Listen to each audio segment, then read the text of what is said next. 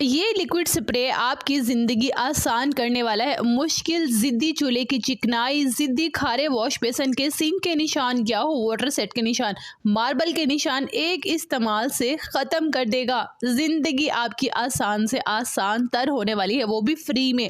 बस एक बार इस लिक्विड को बनाकर रख लीजिए।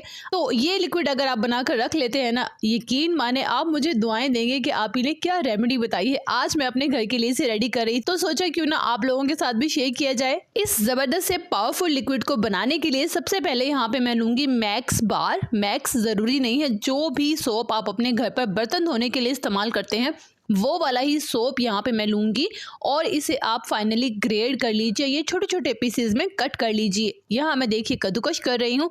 कद्दूकश करने के बाद इस सोप को मैं साइड पर रख दूंगी और स्टार्ट करूंगी सेकंड स्टेप। सेकंड स्टेप में लूंगी एक पैन और उसमें डाल दूंगी 2 ग्लास पानी, साथ में ऐड कर दूंगी ग्रेट किया हुआ कद्दूकश किया हुआ सोप और साथ में 1 कप लीमू के छिलके। आप यहाँ पे ड्राई लेमन भी यूज कर सकते हैं। अगर आपके पास फ्रेश है, जूस वाले हैं, तो वो भी 3 से 4 अदद कट करके आप इसमें शामिल कर सकते हैं। लीमू के छिलके बड़े काम के होते हैं, इसलिए मैं कहती हूँ कि आप इसे फेंका मत करें। अच्छा, तो अब आपने इसे लो टू मीडियम फ्लेम पर तब तक रखना है जब तक कि ये 1 ग्लास पानी बाकी नहीं रह जाता। इसमें बबल्स बनना स्टार्ट हो जाते हैं तो आपको एक्टिव रहना पड़ेगा और चम्मच को हिलाते रहना पड़ेगा। ठीक हो गया। अब यहाँ पे देखेंगे कि हमारा 1 ग्लास पानी बाकी रह गया है। आपने फ्लेम को ऑफ कर देना है और इसमें मैं शामिल करूंगी 1 चम्मच मीठा सोडा, जो घर पर इस्तेमाल किया जाता है चने वगैरह में। तो यहाँ पे मैं वही वाला मीठा सोडा ऐड कर दूंगी और सेकंड में ऐड करूंगी सिरका। यहाँ पे आप सेब का सिरका, एप्पल साइडर विनेगर भी इस्तेमाल कर सकते हैं और सफ़ेद सिरका भी इस्तेमाल कर सकते हैं। 2 चम्मच मैं इसमें ऐड कर रही हूँ सिरका। अब इसे अच्छे से मिक्स कर लीजिए। मिक्स करने के बाद आप इसे छान लीजिए, स्ट्रेन कर लीजिए। जब अच्छे से ठंडा हो जाए, स्प्रे बॉटल में डालकर आप इसे लंबे टाइम के लिए स्टोर कर सकते हैं। खराब होने वाली चीज़ ही नहीं है।